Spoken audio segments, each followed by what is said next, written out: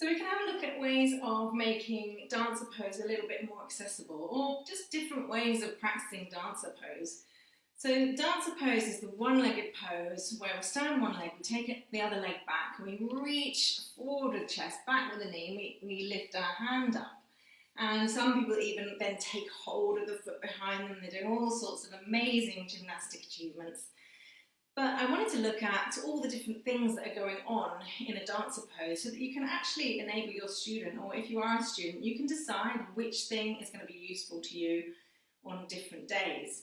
So there's so much going on in dancer pose, we can think about it in different kind of parts of the body. So the first thing is that it's a one-legged balance. So maybe some days you're really unstable, or you've got the imbalance in the right and left sides, or for some reason you're a bit tired and you can't balance. So you might be just working on balance. Then you have this kind of lengthening of the quad muscles as you reach the foot to the knee, the bottom, you're lengthening the quad muscles. So if you've got very, very tight quads, if you're a runner or a cycler, that might be what you're working on. Then you have this kind of action of the knee moving back. So that is an extension of the psoas muscle, the hip flexor, the muscle that brings the knee forward. It's actually taking the knee back. So you're working on a little back bend in the lumbar spine. The pelvis needs to be able to rotate forwards and backwards, forwards in this way so that we can stretch the leg back and really open up the front of the hip joint. Then you've got this kind of chest opening action going on as we instead of reach forward, then as the knee moves back, the chest is lifting up. You might be taking hold of the leg with the shoulder, so there's a lot of shoulder stuff, pec opening and thoracic spine opening. So there's so much going on, and maybe sometimes you want to go easy on some parts of the body and work the other parts of the body. So let's take it from the bottom up. First of all, if balancing is not your thing, if there's some problem with the foot or the ankle, or you just need a bit of stability, then the best way to do this pose is to have a chair in front of you or a wall in front of you. It's nicer to have it in front of you than to the side, because you can hold onto the chair so that you can make sure your supporting leg is really, really in place. You can take the foot in the hand or in a belt. We'll look at the other ways you can take the foot up in a minute. But it means that then you can move forward as much as you feel comfortable to. You can take hold of the chair, different positions of the chair. You can even try to take your hand away from the chair and lift up. So the best thing to do, first thing to do, is have a chair nearby. Now, the other problem is that you may not be able to lift your leg up. You might not be able to catch your foot. So there's different things we can do in this circumstance. One of them is to just pop your foot on some blocks. So you might want to see if you can lift your foot a little bit, pop it on the block, and then go into the pose. You might want to see if you can lift your arms up, one arm, the other arm. You're still getting this lovely back bend, and it's up to you how much of a back bend, but even stretching up here with that foot back is kind of opening up this side of the body. So it might be that you just prop your foot on something, or likewise, you may need two chairs to do this, one to hold on to in front and one to pop your leg on. I'm just going to use the wall for now, but you may be able to just see if you can just grab that foot and put it on a chair. So again, you can then stretch up, you can work the pose, so you're practicing balancing on one leg here and lifting and extending upwards.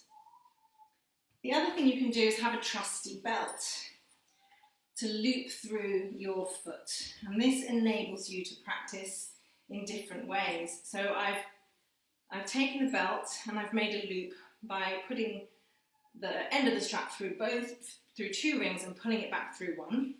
And with that loop, I can pop my foot into the loop, and then I can have the belt in my hand, and I can have it as tight to the foot as I want, or as loose as I want.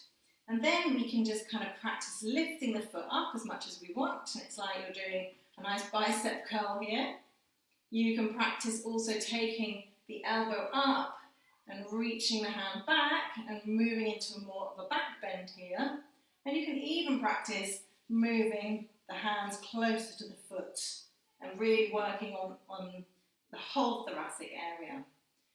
This is also good if someone's got a knee injury and they can't make that bend in the knee. Maybe they need to keep the leg or can't move the heel towards the bottom.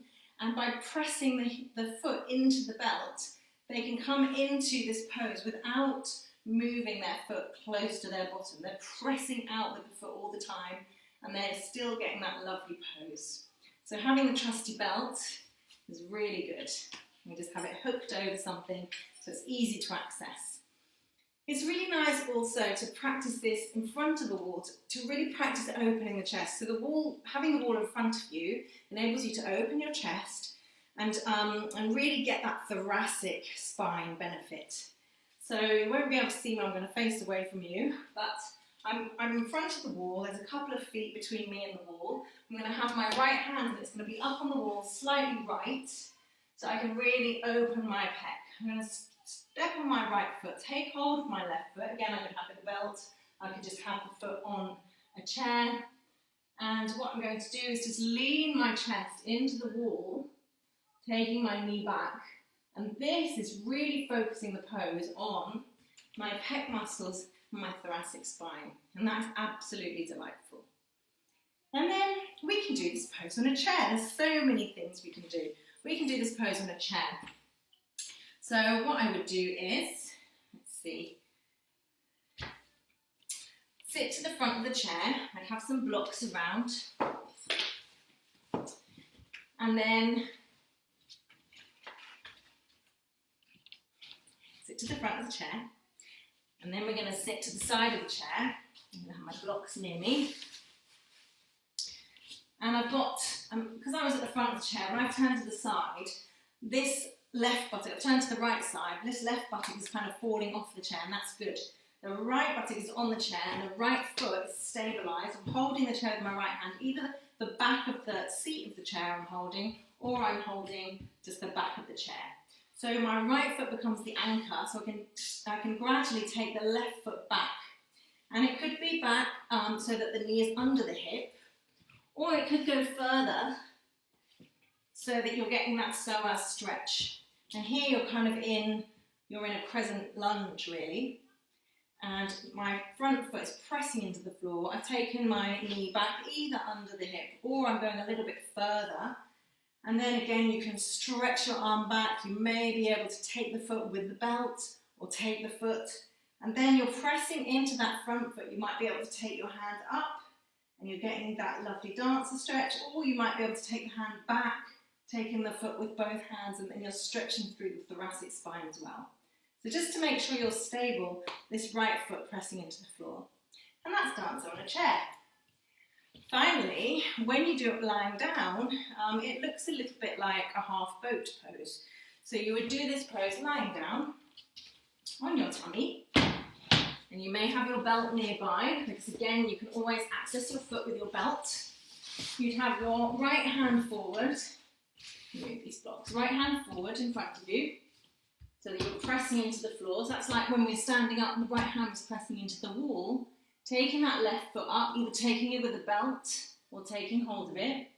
And then you can try and lift your chest, maybe even lift your knee off the floor, and you're in a half boat like that. Or you may prefer to have the belt looped over the foot and take your hands up forward in front of you, which makes it a much deeper back bend, much more into the thoracic spine, but you would be lifting up like this. And then you've got a really deep back bend, and you can go further and further, obviously, as much as you want. And that is how to do dancer pose in lots of different ways. So I hope that's helped, and let me know what you think. And if you have any requests, we can look at them too. Thank you.